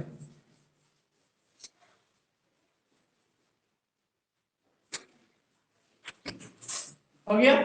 अगला पद, जिन पौधों में बीज, जिन पौधों में बीज उत्पन्न करने की क्षमता नहीं होती, जिन पौधों में बीज उत्पन्न करने की क्षमता नहीं होती,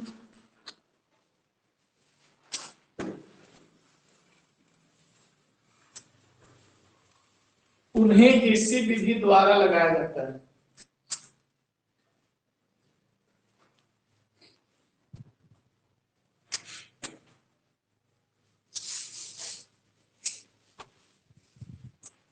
उन्हें इसी विधि द्वारा लगाया जाता है। तो पता है हम लोग बहुत सारा पेड़ लगा, केला का लगा दिया, तो समझे इसके फायदे। अब एक लास्ट बचा हुआ है, देखो तो क्या बचा हुआ है, क्या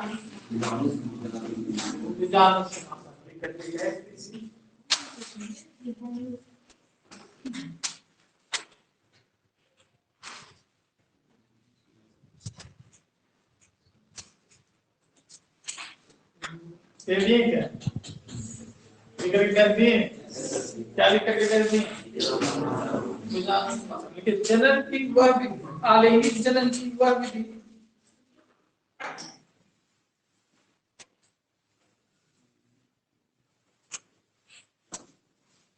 आलैंगिक जनन की वह विधि जिसमें बीजाणु वृद्धि करके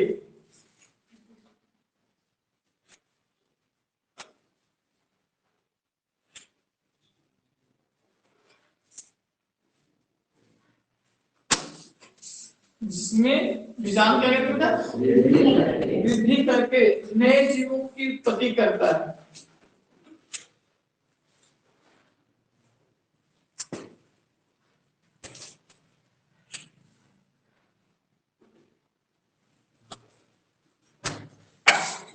नए जीवों की क्या करता है, उत्पत्ति करता है। उससे हम लोग बीजाणु समाशय कहते हैं।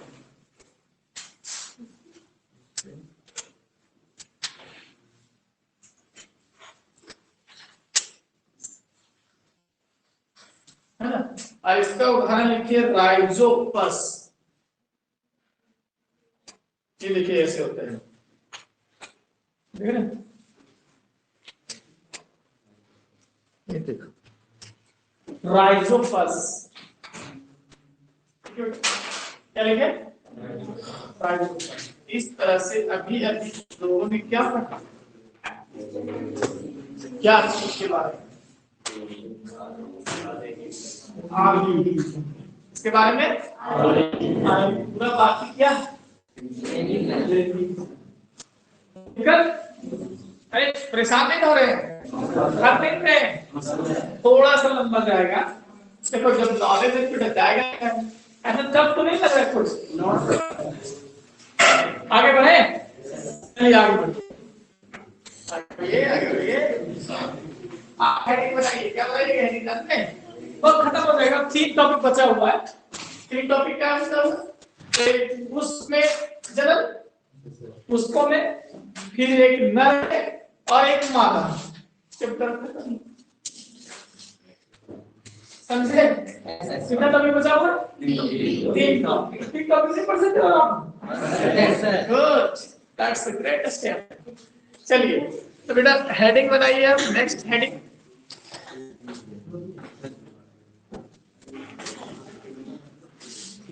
नेक्स्ट हेडिंग जो आपको करना होगा लैंगिक जनन।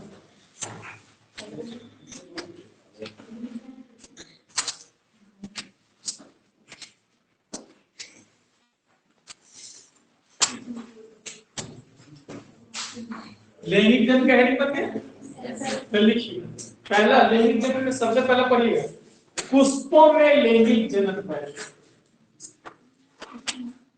हेडिंग पुष्पों में लैंगिक जनन। किसी का ड्राइंग तगड़ा है क्या, तो छापने जानते हैं क्या लोग, बोर्ड में एक पुष्प छाप सकते हैं क्या, जल्दी से लो, ताकि समझाने में बेहतर हो, तब इंग्लिश कैसे शब्द जैसे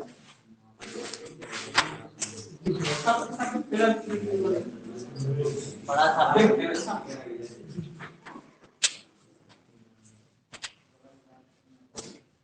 बेटा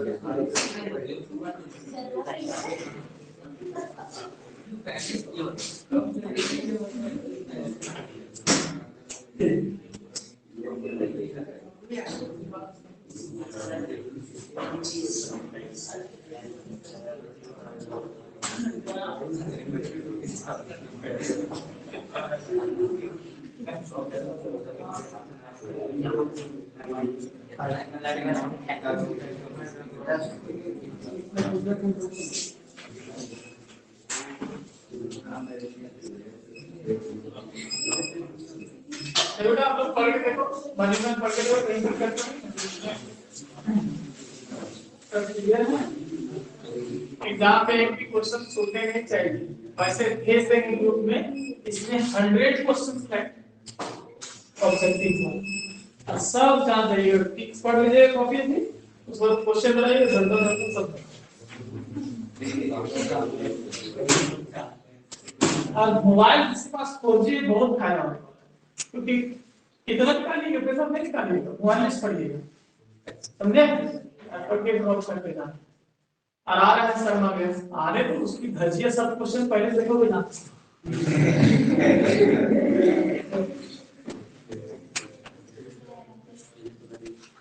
शर्मा गैस इतने तारीख को रिलीज हुआ है, देखते उससे पहले आप मैथ का क्वेश्चन रिलीज कर देते हैं, देखिए सब शर्मा गैस ग्रुप में दिमाग लगाना पड़ता है, कैसे सिलेक्ट करते हैं, आइडिया है सब नाम में लिखा है, नाम लिखना जरूरी है, नाम लिख के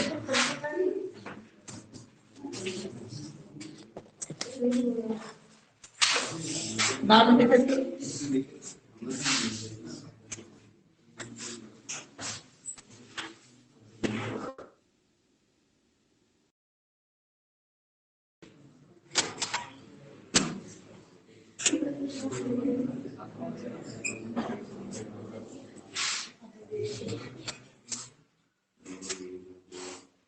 ड्राइंग ना होने की वजह से हम डॉक्टर नहीं तो ड्राइंग ना है, अब बायोलॉजियन बनना है तो ड्राइंग आना पड़ेगा।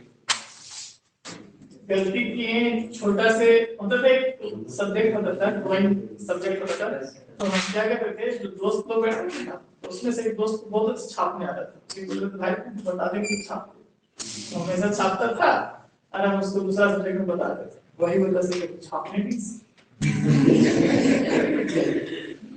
अल्लाह छापने की वजह से क्योंकि अगर था मार्क्स का ना, और संस्कृत एक थप्पड़ खाए संस्कृत छोड़ दी। 10 क्लास में ही सर थप्पड़ लगे, मतलब संस्कृत का तो समझ में नहीं आता था, तो मेरे टीचर जो थे जो पंडित थे, खतरनाक टीका लगा पाते थे ना, पूरा फॉर्म में रहते थे, खड़ा हो जाओ बोलो ये चीज बोलो, तो समझ में नहीं आता था। अब हमको हमेशा नेगेटिव देखते थे, ऐसे चिंता बैठे थे, फर्स्ट में बैठे थे आप, तो चिंता में थे कैसे कि होगा मेरा संस्कृत बताएं सर, हमारे धड़ाम से दिमाग भी गया कहां। उसके बाद कॉपी किताब उठाए घरे चले, उसके बाद संस्कृत क्लास होता था, कॉपी सब में लिखा, आज पछताते हैं संस्कृत नहीं आता। सर को हमको एक ही चीज में हरा पैसा संस्कृत पढ़ाई, इसलिए जब भी हम जाते हैं पहले बोलते हैं संस्कृत नहीं आता, फर्स्ट राउंड में अपनी कमजोरी बता दो ताकि कभी ना हो। संस्कृत जानना बहुत बड़ा बात है।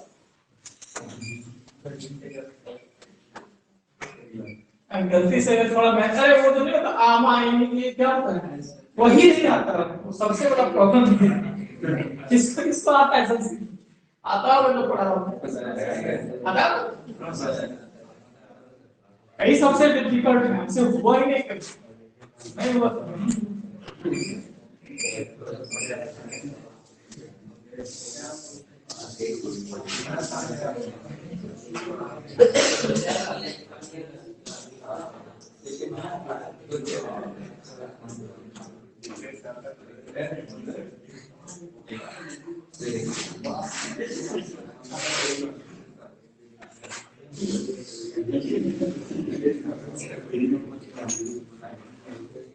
तो अभी हम लोग क्या पढ़ने वाले हैं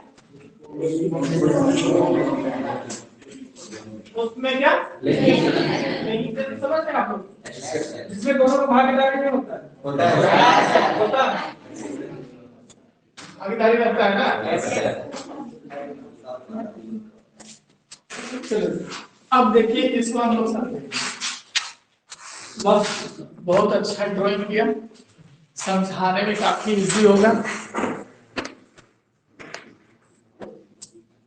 चलिए कितना आसान से समझेंगे चलिए हम लोग अभी पढ़ने जा रहे हैं पुष्पों में लैंगिक जनन।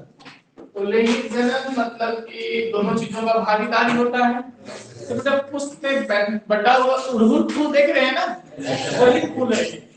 तो रेड वाला फूल तो हम लोग के घर में होता है पूजा के लिए सबसे माना जाता है जो फूल होता है रेड वाला। अब समझिएगा वही अब उसमें देखे होंगे आप बीच में जो होता है ये इसे देख रहे हैं इसको हम लोग क्या कहते हैं इसको वर्तिकाल कहते हैं। क्या कहते हैं और ये जो पाइप देख रहे हैं इसको बोलते हैं वर्तिकाल पाइप को।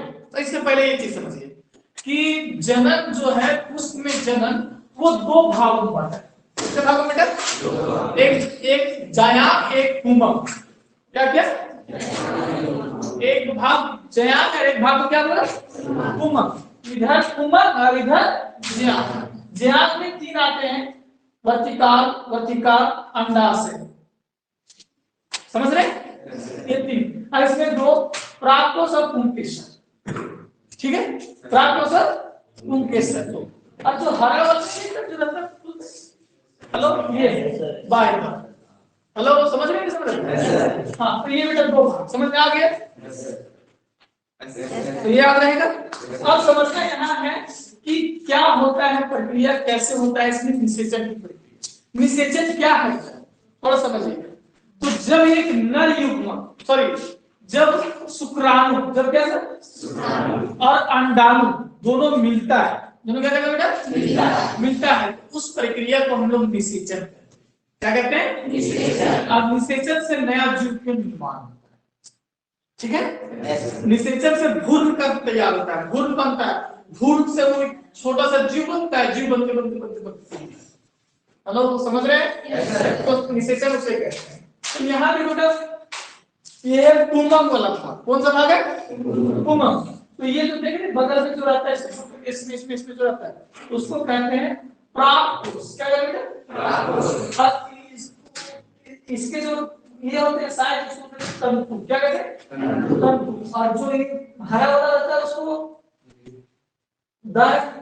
बाह्य और उसके बगल में रहता है उसको क्या बोलते हैं पंखुड़ी।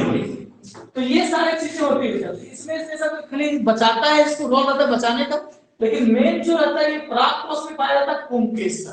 क्या पाया जाता है पुंकेसर। तो ये पुंकेसर निकलता है हेलो समझ रहे हैं ना पुंकेसर क्या करता है निकलता है पुंकेसर निकल करके वर्तिकाल में जाता है। हेलो समझ रहे हैं पुंकेसर निकलता है कहां से प्राप्तोष कहां से निकलता है और कहां जाता है वर्तिकाल में। वर्तिकाल में जाता है वर्तिका से होते हुए कहां पहुंचता है अंडाशय जहां पाया जाता है स्त्री केसर। अंडाशय कहां पाया जाता है स्त्री केसर और स्त्री केसर जब होता है जो अंडाशय वहीं होता है निषेचन। यहाँ क्या होता है? निषेचन होता है। और निषेचन की क्या होती है? यहीं से निर्माण होता है इसको, और इस प्रकार होता है, मतलब उसमें लैंगिक जनन। हेलो, समझ में आया? इतना क्लियर इसलिए हो पाया कि फिगर ड्रॉ कर दिया, फिगर ड्रॉ कर दिया तो इसमें समझाने में आसानी हो रही है।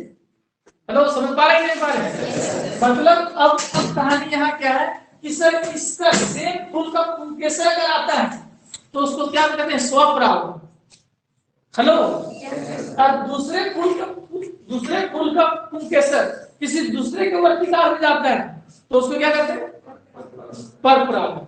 पढ़े हो क्या? स्वपरागन और परपरागन। समझ में आ रहा है यार? हेलो, कुछ गया? अरे दिमाग में गया कि नहीं गया? एक बार फिर से ध्यान से समझिएगा, ध्यान से। इसमें दो भाग में बांटा गया है। एक को बेटा बोला गया है व्यायाम, एक हो गया बोला गया कुमक। दो भाग जनन का, दो भाग कौन कौन? एक है ज्ञान और कुमक। अब इसमें जनन की अगर पूछा जाए तो चार होते हैं। कौन कौन बोलेंगे? तो एक बोलेंगे हम लोग, चार बोलेंगे, स्त्री केसर बोलेंगे, ज्ञान बोलेंगे, कुमक बोलेंगे, ज्ञान बोलेंगे और कुमक बोलेंगे, बायदल बोलेंगे और दल बनथुड़ी बोलेंगे। चार, मतलब चारों भाग का नाम बोलते हैं, मतलब जलन का इतना सारा होता है। समझे? अब इसमें समझना है कि दो भाग कैसे कैसे डिस्ट्रीब्यूट किया गया है। इसमें तीन है, इसमें दो। इसमें तीन कौन कौन है? वर्तिका, अंडाशय। इसको अंडाशय में पाया जाता है स्त्री केसर। क्लियर हो गया? और इसमें देखो प्राप्तोष में पाया जाता है पुंकेसर, तंतुई इधर। समझे? अरे जो दिखा के सुरक्षा कर रहा है इसको बचाना। क्लियर हो गया? अब प्रक्रिया क्या होता है कि जब प्राप्तोष से पुंकेसर निकलता है, प्राप्तोष से पुंकेसर क्या करता है? हवा के माध्यम से निकले या जैसे भी निकले निकलता है, और उसी फूल के वर्तिकाग्र में जाता है। वर्तिकाग्र तो ये ऊपर वाला भाग, और इसी पाइप को कहते हैं वर्तिका। और इस पाइप से होते हुए अंडाशय तक पहुंचता है, और अंडाशय में यहाँ पहुंचता है, यहाँ क्या रहता है? स्त्री केसर। अब पुंकेसर और स्त्री केसर दोनों मिलता है, तो जब स्त्री केसर और पुंकेसर मिलेगा तो निषेचन की प्रक्रिया होगी, और जब निषेचन की प्रक्रिया होगी तो उसमें क्या होते हैं? लैंगिक जनन। क्या होते हैं? भाग लिए बेटा, स्त्री केसर और पुंकेसर, नर युग्मक और मादा युग्मक सब ना बना, तो इसी को हम लोग कहते हैं जनन। समझे? उसमें ऐसे होते हैं। अब इसमें क्या है कि दो प्रकार के होते हैं। कितने प्रकार के? स्वपरागन और परपरागन। हेलो, क्या क्या होते हैं? परपरागन। तो स्वपरागन किसे कहते हैं, परपरागन किसे कहते हैं? तो जब एक पुष्प का पुंकेसर उसी पुष्प के वर्तिकाग्र में जाता है तो इस प्रक्रिया को हम लोग कहते हैं स्वपरागन। और जब एक पुष्प का पुंकेसर किसी दूसरे पुष्प के वर्तिकाग्र में जाता है और जीवों का निर्माण करता है, तो उसे क्या कहते हैं हम लोग? परपरागन। समझ गए? हेलो, पुष्प का पूरा कहानी समझ गए? कोई दिक्कत? अब क्या करना है? रिटर्न करना है। क्या करना है? छाप लीजिएगा आप लोग। तो ये होमवर्क हो गया, आप लोग घर में छाप लीजिएगा। समझ में आ गया? आप यहाँ लिख लीजिए, केवल लिखिए।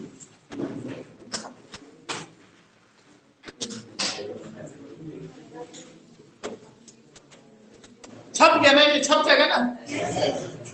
लिखिए, एक लिंगी लिख करके कर दीजिए। कुछ पॉइंट लिखा के समझ में आया? इधर समझ गया? प्रोसेस समझ गया? जो पॉइंट है वो लिखाते हैं।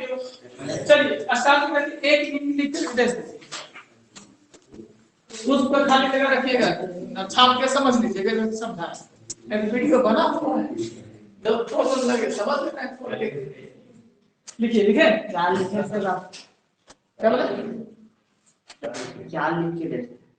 एक लिंगी एक लिख करके डाल दीजिए।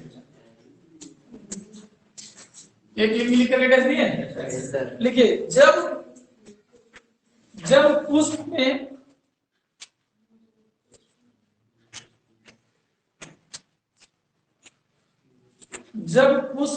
लिखे, जब पुष्प में स्त्री केसर अथवा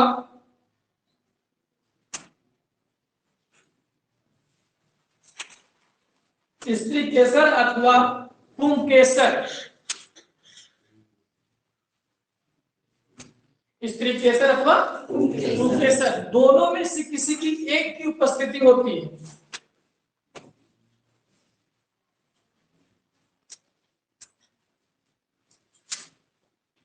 दोनों में से किसी एक की उपस्थिति होती है।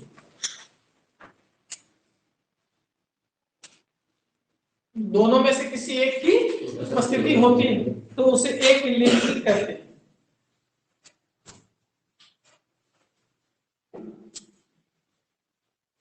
मतलब समझ गए ना, समझे बेटा? दोनों में से किसी एक की उपस्थिति होती है उसे क्या कहते हैं? जैसे हो गए पपीता तरबूज, जैसे पपीता तरबूज।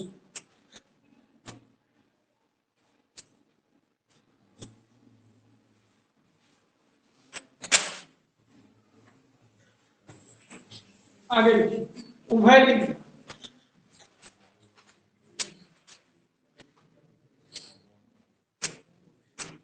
जब पुष्प में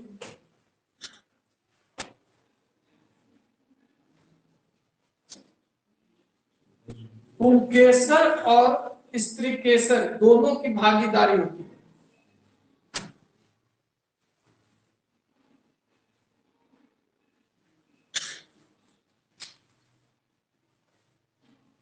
जब उसमें क्या लिखा गया? पुंकेसर और स्त्रीकेसर दोनों की बराबर की भागीदारी होती है, ऐसे लिखो। या दोनों की भागीदारी चलेगा, होती है, तो उसे उभयलिंगी पुष्प कहते हैं।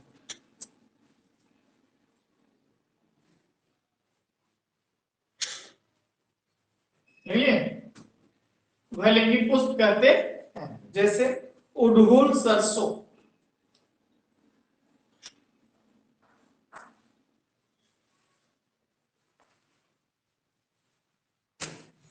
उड़हुल और क्या लिखे बेटा? सरसों। कोई दिक्कत समझ में आया? समझ गए? समझना था स्त्रीकेसर और पुंकेसर, ये दोनों समझ गए ना ठीक है? तो अभी जो लिखे वो इजी समझ में आ गया समझ में? अब 2 पॉइंट और लिखिए, 2 स्टार लिखिए। स्वयं पराग,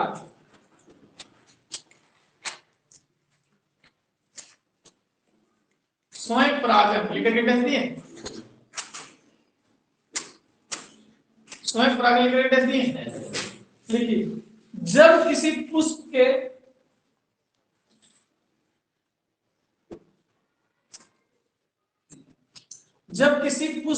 पुंकेसर,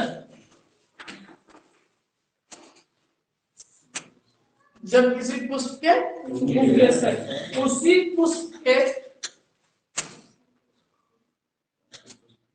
उसी पुष्प के वर्तिकाग्र में जाता है, उसी पुष्प के वर्तिकाग्र में जाता है, उसी पुष्प के कहा जाता है। तो इस विधि को हम लोग, तो यह इसे देखो, तो उसे हम लोग पर परागण करते, उसे हम लोग स्व परागण करते, सीधे उसे हम लोग स्व परागण करते।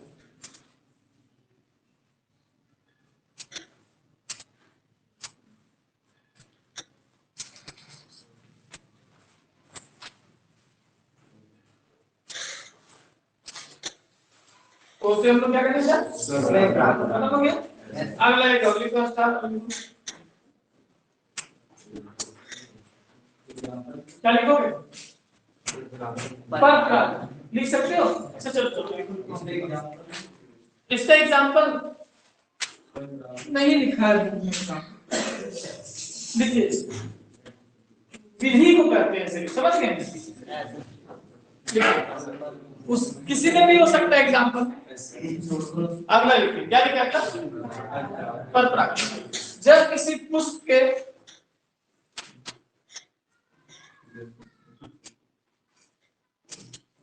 पुंकेसर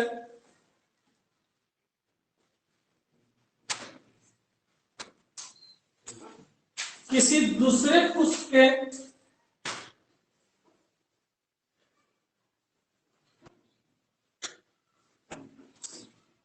वर्तिकाग्र में जाता है, प्रतिकार में जाता है,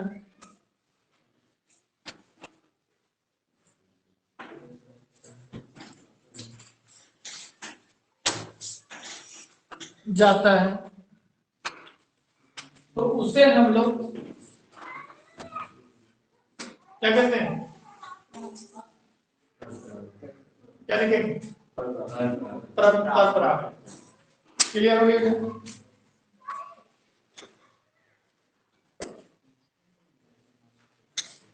तो यहां से एक भी टॉपिक क्या हुई, खत्म। समझे? एक भी टॉपिक क्या हुआ, खत्म। अब आगे चले, अगला टॉपिक चले। अब लिखो मानव में जनन।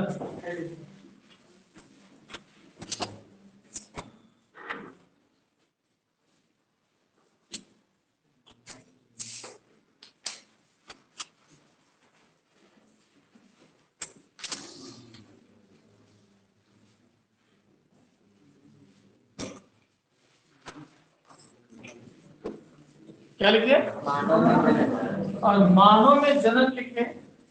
तो मानव में जन्म लिखने के बाद पहला टॉपिक लिखे स्त्रियों में जन्म, मादा मादा जनन तंत्र,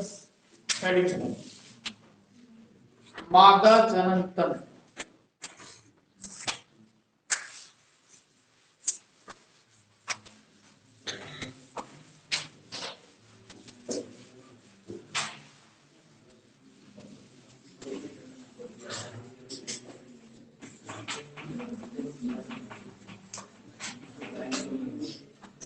दो ही टॉपिक बचा हुआ क्या, मादा जनन तंत्र और बचा हुआ है जाकर के नर जनन तंत्र।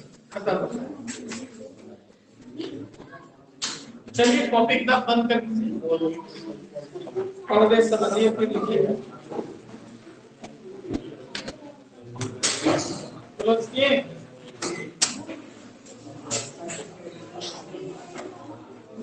थोड़ा दे रहे हैं, ब्रेक देते क्या,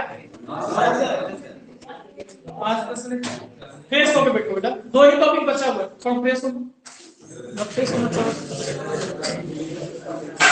बोलो दो ही टॉपिक बचा हुआ।